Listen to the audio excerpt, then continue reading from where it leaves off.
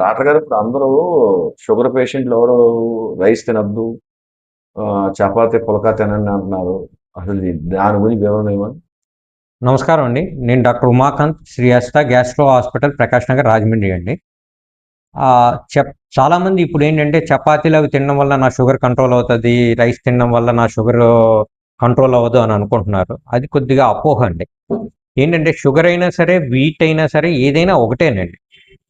బేసిక్గా quantity makes a difference. అంటే మన రైస్ అనేసరికి మనం ఎంత తింటున్నాం అనేది మనకి లెక్క ఉంటుందండి.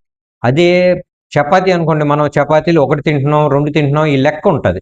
దానివల్ల ఏంటంటే మనం రిస్ట్రిక్ట్ చేసుకుంటాం. రైస్ అనేసరికి మనం ఖచ్చితంగా ఇంత తింటున్నాం అనేది లెక్క ఉండదు కాబట్టి కొద్దిగా ఎక్కువ తింటాం.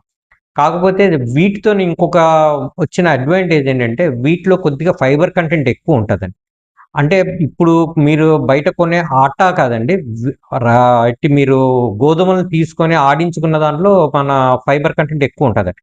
అది తినడం వల్ల అడ్వాంటేజ్ ఏంటంటే కొద్దిగా గ్లూకోజ్ లెవెల్ స్లోగా రైజ్ అవుతుంది అనమాట. ఫైబర్ ఎప్పుడైతే యాడ్ అయ్యిందో గ్లూకోజ్ లెవెల్స్ ఒక్కసారిగా పైకి రైజ్ అవ్వకుండా కొద్దిగా స్లోగా రైజ్ అవుతుంది. అదొక్క చిన్న అడ్వాంటేజ్ గోధుమలకు ఉంటుందండి కంపేర్ టు ద రైస్.